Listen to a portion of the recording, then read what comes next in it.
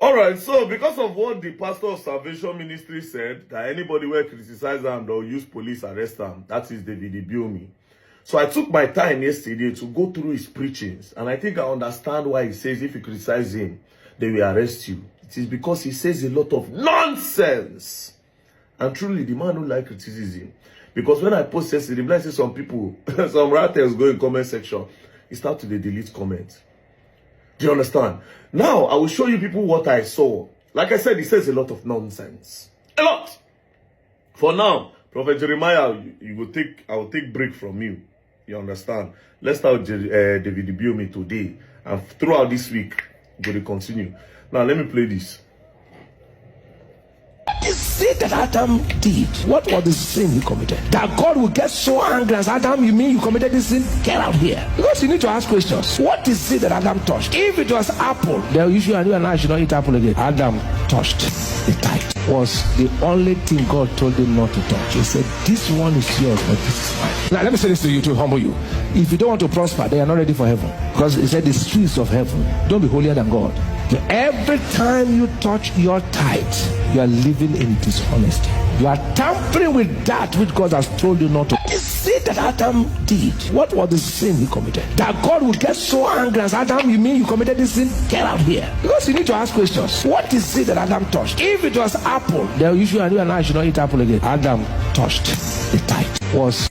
Now just imagine this preaching. Imagine preaching something like this. Like this now, because of this preaching, you have scared a lot of people in the church. Like this now, a lot of them will be so scared. Even if they don't get money for tithes, they feel borrow, come pay. Imagine bending the Bible for your own selfish interest because you want people to pay tithes. Just imagine it. Now, I don't know much about the Bible. But when I was locked up in prison, I took my time and I studied the Bible a little. And I can tell you for a fact that what this man is saying here is all lies. How? The story of the Bible says that God created Adam, then he brought in Eve to support Adam. The reason why they were chased out of the Garden of Eden was because God gave them an instruction about the forbidden fruits. And he said, this is the fruit of good and evil. Do not go close to the fruit. And then they went to eat the fruit. Then when they realized that they were naked, God said, okay, these people they now have the knowledge I don't want them to have. So it's now time for them to go out of the kingdom. So leave. Now, he now placed a curse and he said, from today, man, you shall till the ground. You go suffer, you will sweat before you eat. Why women? Your punishment is that before you give birth, there will be pains during childbirth. By this time, tithing have not yet existed. Because when their eyes were blind, when they could not see anything, they had everything in the garden. You want yam, you want tomato, you want bole, anything you want is in the garden. God gave them in abundance. Eat anything you like. Just don't eat this one. There was no tithing. They could eat anything. Now, when this curse happened, they left the Garden of Eden. Then they gave birth to Cain and Abel. I want to believe, based on what I read in the Bible, that the first tithing came from Cain and Abel. That the first tithing, because that was when Cain, according to what God taught, God said, from now on, man shall till the ground before they eat. Do you understand? So Cain being a farmer, then Abel being a shepherd, carrying sheep around. You don't go into poultry business and livestock business. Do you understand? Then this guy being a farmer, so it was now time for tithes. That's when I can say there was the first tithes. Going by the Christian religion about tithing, that's when I can say, okay, yes, that is the first tithes. Cain and Abel.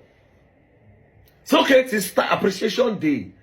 Let's go and give God something, which they have now turned to 10% according to the religion now. Pastors of nowadays. Okay, let's give God something. What will I give God that will make God smile? Then Abel said, you know what? Let me give you my finest sheep. The one where no get spots. Then he carried it. And he sacrificed. According to the story, excuse me, then God smiled and said, very dark man, Abel, you are my son. Take. Now Cain, taking his own tithes, to God. He go find one fruit where don't spoil because he won't make money. He said, this is the one that we give God. Then he took it to go and give it to God. But God didn't accept it. God said, no. What you cannot eat, you want to give it to me to eat. Is that what you are doing? Me that gave you life? Are you paying for your breath? You are not paying for your breath too. I gave you eyes to see. I gave you hands to work. I gave you bola to knack. Knacking is one of the sweetest things on earth. I gave you bola to knack. And by that time, I said that bola the big. Pass our own now. Give you strong long bola. So you give me what you will not eat. And God said, no, I won't take it.